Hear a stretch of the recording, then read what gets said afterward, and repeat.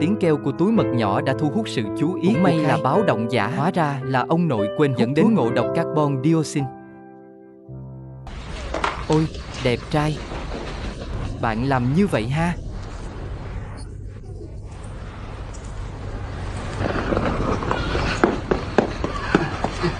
Thưa ngài. Ông nội. Ông nội.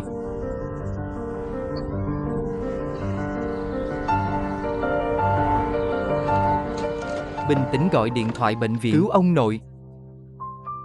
Ông nội. Ông nội.